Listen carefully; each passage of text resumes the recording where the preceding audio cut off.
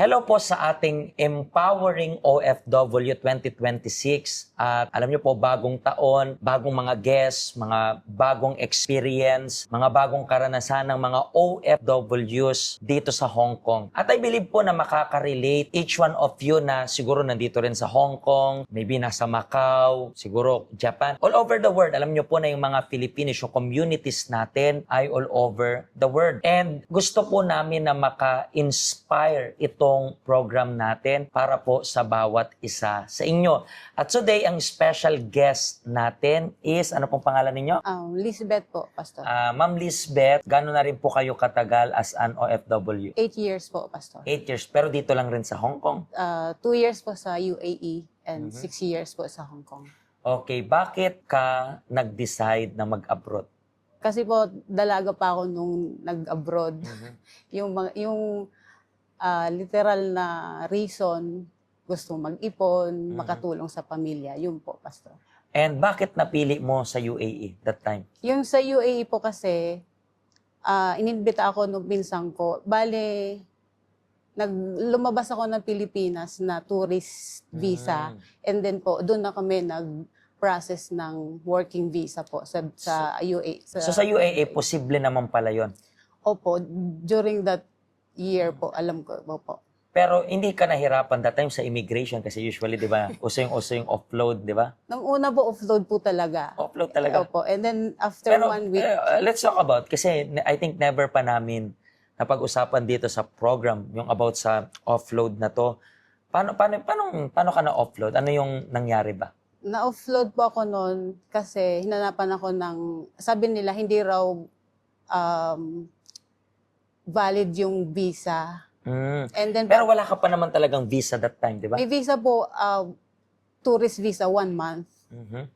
Pero may ano na po kasi yung Pilipinas no na magtuturist ka tapos doon na kayo magpa-process. So may issue na talagang ganon. And that time, hinanapan ka ng iba pang mga visa, parang ganon. Alam nila, ano yun, tinanong ka ba nila kung magtatrabaho ko to? No, hindi naman. Tinanong po pero sabi ko hindi kasi tourist visa yung hawak ko. Ilang taong ka that time yung na-upload ka? Ang tagal na. 30 years old, Pastor. 30 years old. So, na-upload ka, pero that time, yung na-upload ka, nag-try ka pa rin again. Opo, after 1 week po. 1 week lang? Opo. So, parang nibook nyo lang yung ticket nyo? Opo, nirebook nung pinsang ko. Tapos, may show money na po akong dala. Yung umpisa, wala kang show money? Wala po. Parang magtutour ka ng... Magtutour lang. Kasi pinsan naman po yung pupuntahan. Bali yun yung accommodation. So this time, may show money ka. Magkano yung show money mo that time? Ano po yan, $2,000 US. So pinakita mo. Pero hindi ko alam kung hindi ako nagtatrabaho sa immigration. Pero may record rin ba sila na, na-upload ka nung 1 week ago, nandito ka again? Or hindi ka na tinanong ng gano'n? Hindi naman po ako tinanong. So hindi naman rin mahirap yung naging tanong sa'yo that time sa immigration? Hindi po kasi may dala na ako ng mga birth certificate ng Dala mo na buong papeles talaga? Parents ko. Buong papeles, dala mo na. And then, nakalipad ka ng UAE. Kamusta naman yung naging experience mo sa amo mo doon? Yung amo ko po doon, bali pinsan ko po. And then, mahirap po kasi talagang sa akin lahat. Kahit pinsan pa, kamag-anak mas pa. mahirap nga po talaga pag kamag-anak. Kasi hindi ka pwedeng mag-demand, lalo ginastusan ka. Dahil binili yung visa ko sa lokal po doon nila. Opo. So, mas mahirap yung work. Opo. Pero dito naman sa Hong Kong, bakit hindi ka na nag-renew doon sa kanila? Hindi na po kasi 3 yung bata. Yung isa po may special needs. So dalagang tao tapos bata ilalagaan. Mahirapan po talaga ako. So, after ba nun yun, di ba? Pag-abroad mo sa UAE, pagbalik mo sa Pilipinas, Hong Kong ka agad or nag-stay ka muna ng nakatenga doon sa ano? Nag-stay po muna ako sa Pilipinas. Mga gano'n rin Mga katagal? 6 months. 6 ganyan. months lang. Pero that 6 months na nagpa-process ka na rin dito sa Hong Kong? Hindi po. Na-invite din lang po ako nung relative ko din po sa Hong Kong. Naghahanap yung kapatid ng amo niya na ang gusto ay from Philippines. And then, ako po yung nirecommend niya. Ito rin yung ama mo up until now o hindi? Hindi na po. So nakailang amo ka na rin dito? Pangalawa po itong recent amo ko. So alam ko na medyo matagal ka na rin as OFW, pero ano rin yung hindi mo makakalimutang experience as working abroad? Ang ano po talaga kasi, Pastor, kasi yung dalaga ako, tapos nagtrabaho ako ng gano'n sa bahay, yung parang doon ako nahirapan, yung parang nakontrol ako. Kasi ako yung tao na yung walang disiplina, pag gusto, gabihin sa labas, gabi. Nung nagkaroon po ng ganong trabaho at may amo, na ano po yun. So parang yung loob ko talagang Nasasakal. yun po. Kahit po nung dito sa Hong Kong din. Yung ganong pakiramdam, lalo na medyo ano kasi, village kasi yung amo ko doon dati, yung sa first na amo ko. Talagang tagun-tago, di ba? Kahit mabait sila, Parang malayo. malayo at hindi malaya, parang gano'n. And paano ka napunta naman dito sa help center? Inimbitahan po ako nung relatives ko na yun yung nag-ano din po sa akin sa Pilipinas. So yung parang tumawag sa'yo from Philippines na pinapapunta ka dito, siya rin yung nag-invite sa'yo dito sa help center. And paano nakatulong yung help center sa'yo? Especially, alam nyo po na lagi tayo dito sa Hong Kong, dito sa help center natin, na marami tayong na-accommodate na mga OFWs dito. That's why even yung program natin, Empowering OFW. Pero ano yung narinig mo dito sa help center na nagpalakas ng loob mo? Sa akin po personally, disiplina talaga, Pastor. Kasi yun talaga yung wala ako. Disiplina sa pagtulong sa pamilya, na kahit na wala na sa sarili, sige lang, talabla, yung ganun po. And then yung reason kung ba't ako nagtrabaho ng abroad, yung mag-ipon, wala din pong nangyari. Kasi wala nga pong disiplina.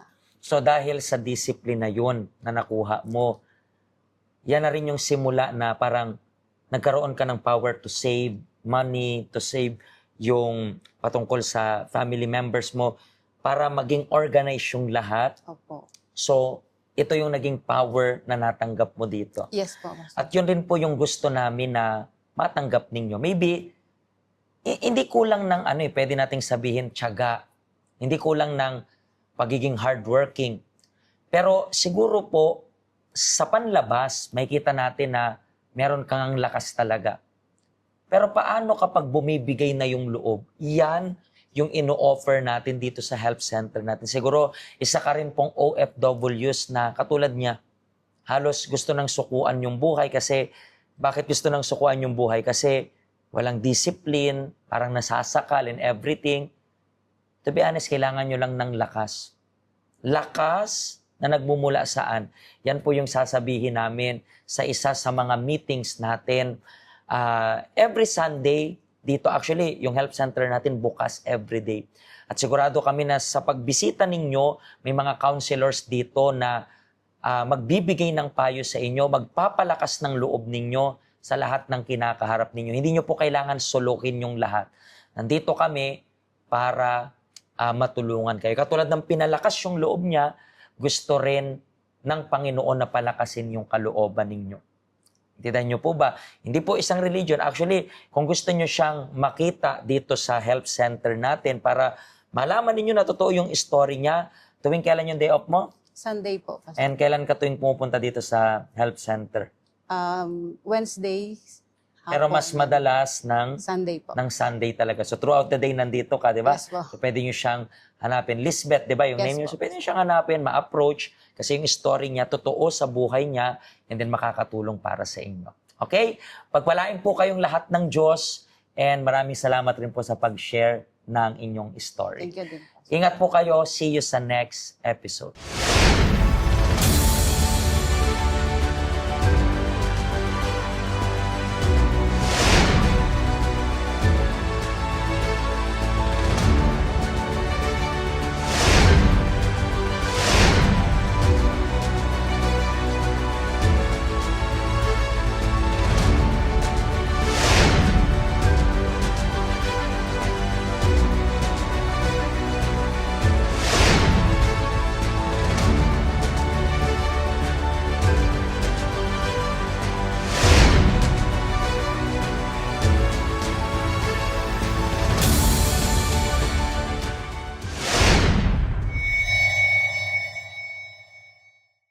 Hello, ako po si Pastor Joshua dito po sa UCKJ Health Center dito po sa Hong Kong. At yung mga napanood nyo pong testimony ay mga testimony ng mga OFW dito sa Hong Kong. Pero I believe makaka-relate rin naman kahit nasaan po kayong bansa. Basta OFW. Ang health center po natin ay walang pinipiling religion. Base na rin po sa name, Health Center. Kung kailangan nyo po ng karagdagang information, nandito lang po sa baba lahat ng information na kailangan ninyo. Kontakin nyo lang po kami at magiging masaya po kami na matulungan ka, ma-assist ka, nasaan man po kayong bansa. Pagpalain po kayo ng Diyos.